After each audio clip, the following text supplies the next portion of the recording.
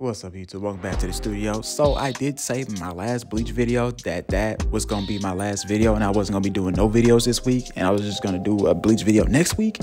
But after watching this new episode that just came out, hey, yo, we got to talk about this one because this right here was a damn good episode. But I also said that about last week's episode and the week before last and the week before last. It's just Bleach is just real good right now, y'all. Like, it's good. It's good. It's been a while since we watched Bleach and we're finally getting the bag and I'm enjoying every last bit of it. So before we get into that, like, comment, subscribe, share with your friends and family that love Bleach. So let's go on and get to talking about what happened in this episode. So we pick up right where we left off in the last episode. But at the beginning of this episode, we got to see something really, really, truly epic. In my humble opinion, I thought it was epic. And I'm pretty sure a lot of people can agree with me that they thought this was pretty cool too. So a couple days ago, Kubo came out with a photo and it was pretty much the original, the OG, the guys that started it all off, the original 13, Gote 13. I always put 13 before Gote, but it's Gote 13. So I apologize for anybody that gets offended by that. But it's the OG Gote 13. And they look badass. Like, honestly, I really want to see them in action. I really want to see their Zanpakutos. I just want to see it all. All right. I want to see it all. Now, people were saying that could this be part of that Hell arc? Now, I looked up the Hell arc and found out it was like a one-off type thing, maybe, I don't know. And like, I'm getting conflicting things from different sources and I'm just gonna sit back and not really touch on the Hell arc. We'll talk about it sometime down the line, but right now we're not touching on that at the moment. But for some reason, people think that the original Gote 13 will have something to do with the Hell arc, if that is a thing. And I hope so. I really want to see these guys in action. You just can't show us these guys and be all like, all right, man, that's enough. All right, we just wanted to show you the Gote 13, the original guys. That's it. That's all y'all getting. Like, nah, fuck that. You gonna give me an arc, a movie or something, bro. You just can't show us that and think that we're not gonna ask. But after that, Bleach theme plays, and we are back at the Soul Society, right where we left off. Yuha just killed Yamamoto, sliced him in half. Well, when I say sliced him in half, he kind of did it like diagonal, but y'all get what I'm saying here. Yamamoto's dead. And the one thing that got me was when he had died. Well, when his like torso fell from his, lower body part, all the captains stopped and they were all like they felt it, like something ain't right. Then turns around and be like, "Oh man, Yama," and I was like, "Ah, shit, that was him as a kid back in that flashback earlier in the episode." Ah, that's pretty cool. Didn't think it. He's my favorite captain, by the way, y'all. Like, just seems real cool, real chill, real laid back. Look like he'd be smoking a blunt or two. Just his fight with Coyote Stark too was pretty badass to me. So he's my out of him and Kenpachi and Muri, the weird looking captain. Those are my favorite captains. I wasn't a big Hitsugaya type guy because everybody loved him for some reason. I don't know. I mean, I know the ladies loved him, but.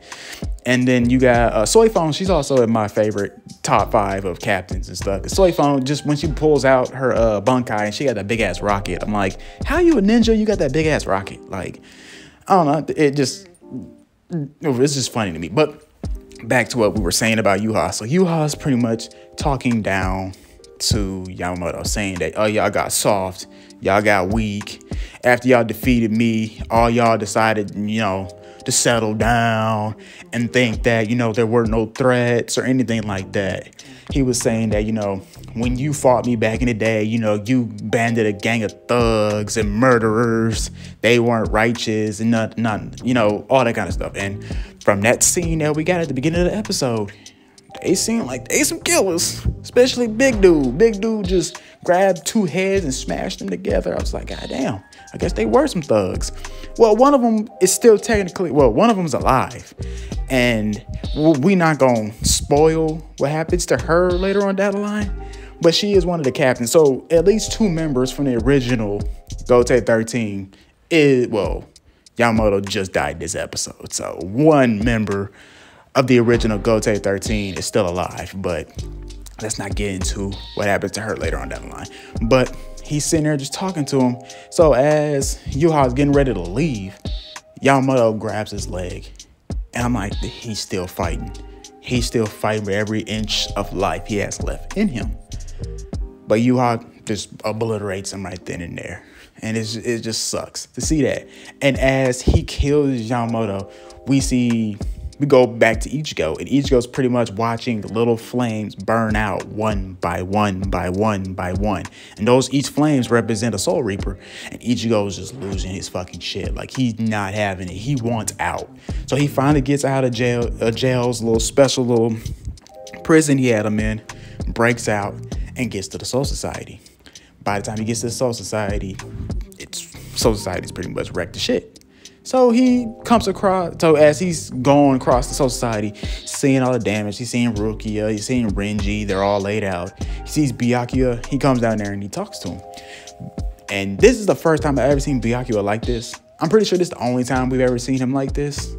But homeboy was humbled. In my humble opinion, he was humbled. Because he's usually always like, yeah, y'all can't top me, bro. You know, I'm the shit. Like, he don't really care for people like that. So when this scene popped up and him and Ichigo having this heart-to-heart moment, because that's pretty much what I got out of it, is a heart-to-heart moment. Byakuya is pretty much saying that he failed. He failed the Soul Society. He failed Renji. He failed Rukia. He failed Ichigo. He failed everybody. And he feels like he knows that he's about to die.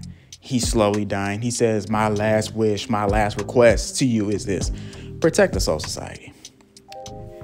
And I wouldn't say they broke Ichigo, but that lit a fire under Ichigo's ass. Now he running out to go fight Yuha. So he comes across Yuha and he asks Yuha, are you the enemy that destroyed the Soul Society? Yuha laughs. It's like, I'm the enemy. Okay, sure, whatever.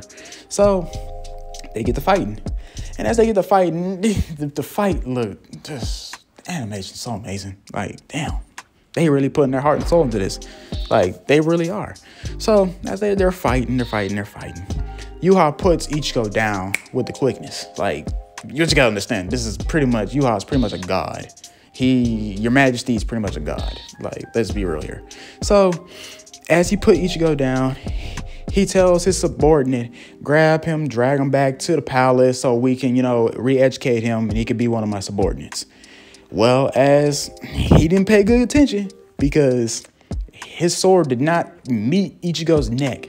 Because as we look, he has that blue pattern on his body, just like Asnot did when they were trying to, cause some damage on Asnot. He kind of like, every time Renji and Byakuya tried to hit Asnot, this little blue, like, I forgot what it was called, but it was like, it's like think of Pokemon when they use Protect, and it's like a little like hexagonal. It's kind of hard to explain.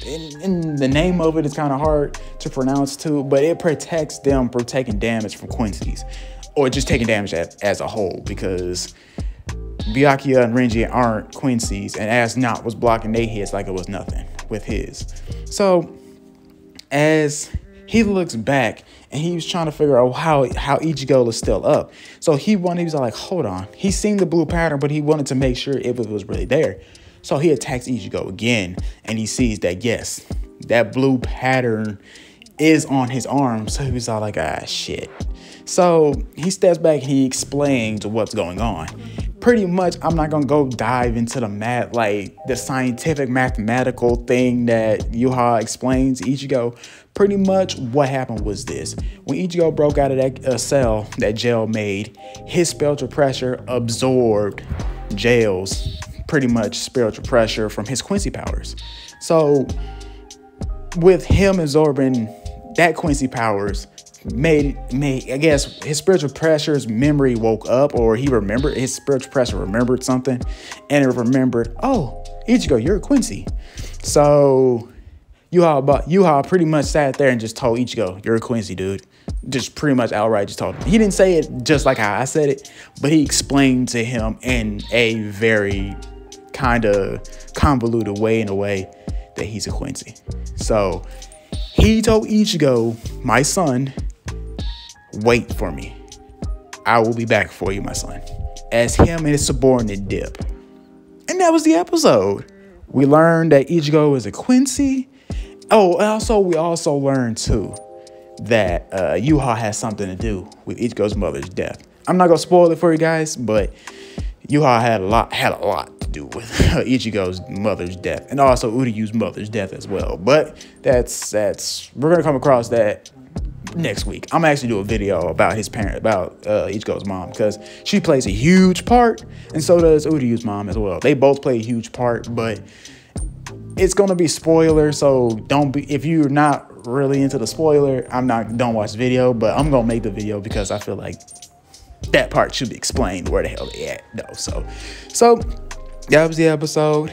I said I wasn't gonna make no videos this week, but I had forgot that Bleach had a new episode this week, so I was all like, I changed my mind. So, but other than that, guys, I hope you guys are taking care of yourselves. This video will be coming out on Thanksgiving Day, so you can watch this video while you're waiting for your food to get cooked, or you can watch this video while you're cooking. Either way, take care of yourself, y'all. Please take care of yourself. Check in on your friends and family who aren't celebrating Thanksgiving with each other, with their families and stuff. Invite them in, something, I don't know.